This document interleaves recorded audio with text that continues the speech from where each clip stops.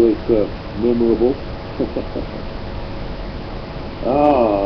Late last night we had a notification on CNN that a Secret Service agent was now going to testify for the government against President Trump,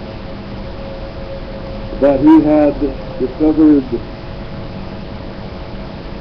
Monica Lewinsky and William Jefferson Clinton in a compromising position. So this is big news. We called our people in Washington, and they began to call and ask around, and sure enough, that was the official talk in Washington, D.C.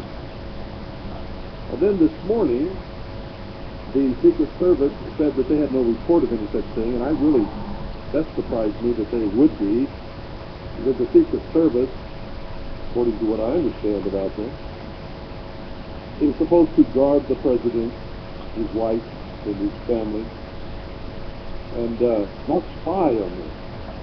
I mean, if the Secret Service really report every single thing that the president does, including when he kisses his wife and when he goes to bed with her and when he kisses one of the interns or goes to bed with her or whatever else it is, you know, if I was president, that would really make me angry. And I really don't understand why that would be the case. But nevertheless, that was the report from the head of the Secret Service, that no such agent had ever reported any such thing. Later in the day, the Dallas Morning News and CNN made a statement that their sources had told them that the report was erroneous. So at this time, we don't know if there was a Secret Service agent who was going to testify or who is going to testify, or whoever saw the president in a compromising position. But I will tell you this, everybody in Washington, D.C. was buzzing with this news all night long. The Dallas Morning News published it in their morning paper this morning. CNN was on the air with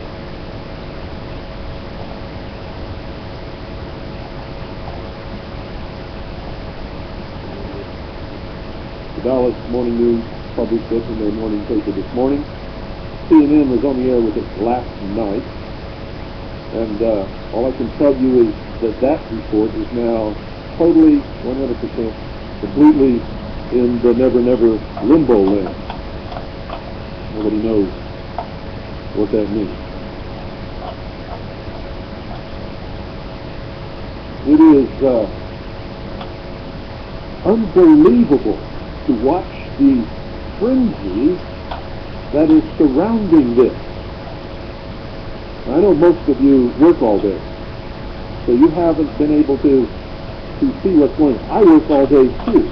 So you see, my job is to find out what's going on and report it to you.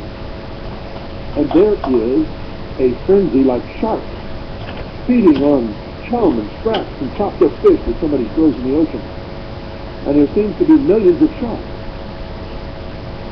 It is just incredible that all of the legitimate things, now let me take that back, they're not legitimate things, all of the things that could be considered to be criminal activity that has been perpetrated by William Jefferson Clinton has been covered up, ignored.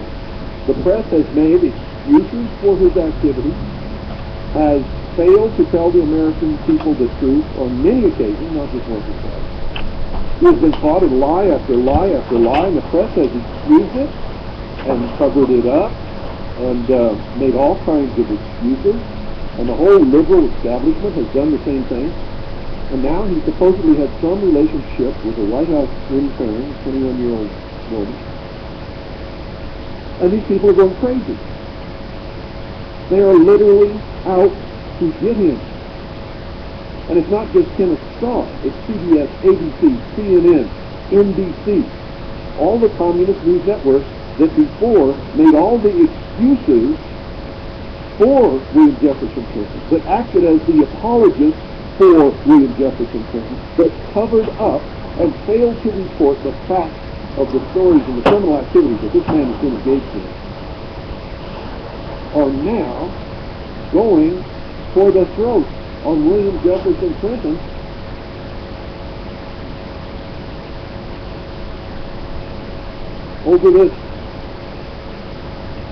Over this supposed affair that he had with Monica Lewinsky, and the fact that she claimed that he told her not to tell anybody about it, to deny it, to lie about it. This is just incredible, folks, and it tells me that there is a major power behind this. It tells me, here's my take on it, listen to my take. Here's my take, folks. As long as he was playing the game of the New World Order crowd and the Illuminati, they would cover up for him, they would lie for him, they would do anything to protect him. He's done something wrong. He has made these people angry, and now they're going to take him down. And it doesn't appear that he knows what he did wrong, but I know what he did wrong. I know what he did wrong, ladies and gentlemen. This happened right after Netanyahu's visit to the White House. Netanyahu is the Israeli Prime Minister.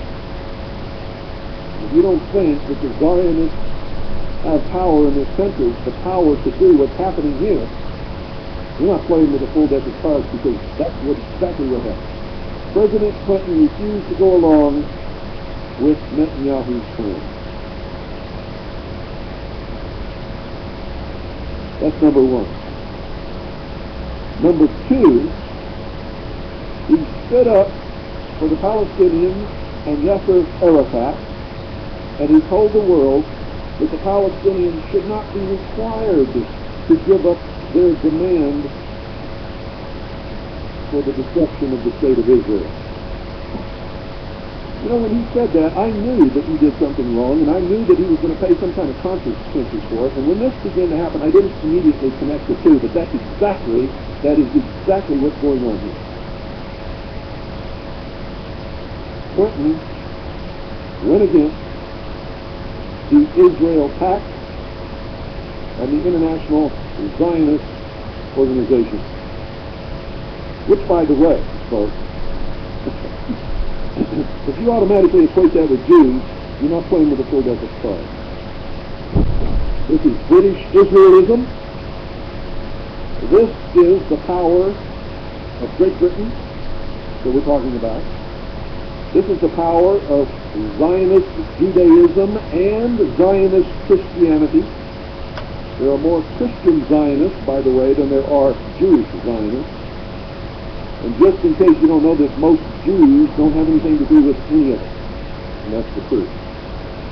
Most Jews are just about as secular as you can get. They don't even go to synagogue anymore.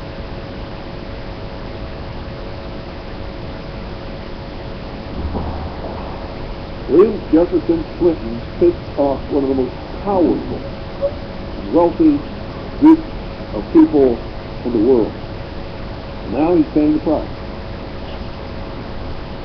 He told Netanyahu he could not go along fully with his plan. And they pretended like everything was okay between the two, but it wasn't. And then he stood up and told the world that Yasser Arafat and the Palestinian organization,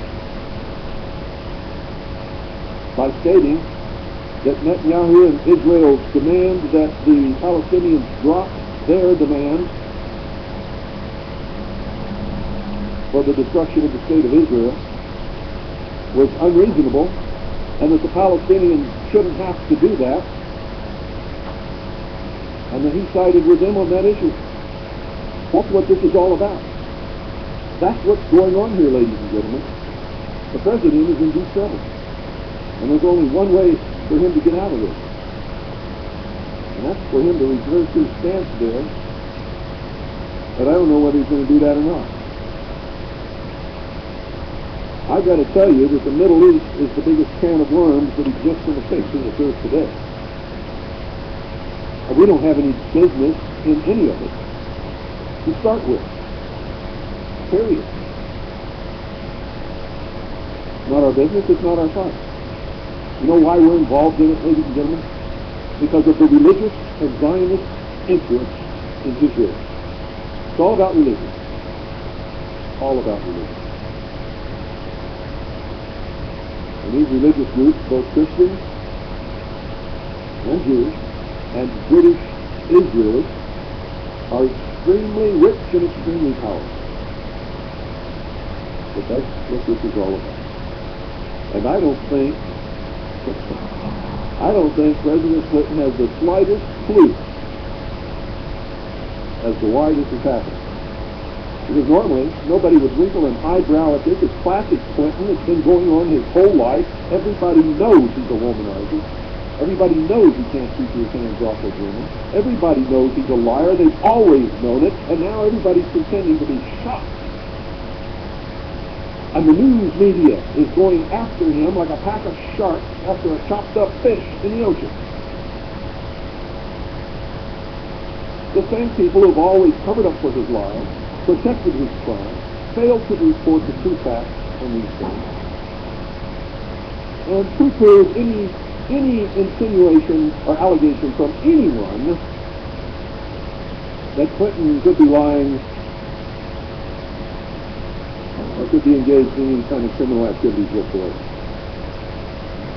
And then instantly, as soon as he made those statements concerning the state of Israel and the Palestinian Liberation Organization, PLO, the Palestinian Liberation, or the PLO, I was right the first time, Palestinian Liberation Organization. That's when this happened. That is when this happened.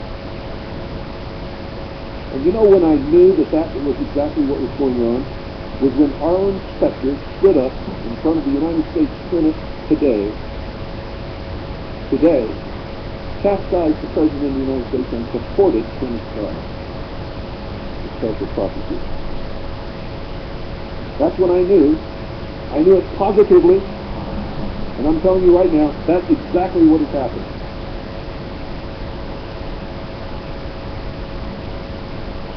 He went against Netanyahu, the state of Israel, and the entire Zionist British Israelist organization in the world.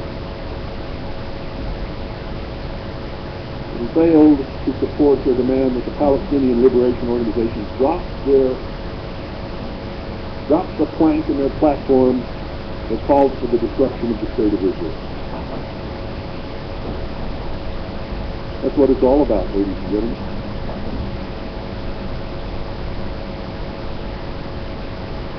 Now, I'm not even going to comment on who I think is right or wrong on that issue, because, ladies and gentlemen, I don't think we have anything, or any business, I should say, with our toe in any of the problem in the Middle East. There is no oil shortage, never has been. If they shut off all the oil from the Middle East to the United States of America tomorrow, it would hurt us one bit, except that the major oil companies would try to make it look like it would hurt us, just like they did back in the 70s. When they pulled that phony oil shortage, jacked up the price of oil, and gasoline and everything else, and never went back down again. For a phony oil shortage, which they all brought about. There was never any shortage of oil. If you don't believe that, you just go back and check it out. I'm going to go online here on the computer and plug into the website, because there's stuff there that we're going to talk about. The president, I guess, still thinks this is about Monica Lewinsky. It's not. Nobody in this country cares if he went to bed with Monica Lewinsky, apparently. That's what I'm hearing. I mean, there's a few people like me that believe that if he'll screw around on his wife, he'll screw around on the country and the people and the nation and the military and everything else. I firmly believe that. And I think it was wrong to do it. And I don't think he should be president, not just because that, but because of a lot other more serious things that he's done. But if that was the only thing that he did, I would still think he shouldn't be president just because of that. Because that's my moral value speaking. And I speak for me only, not for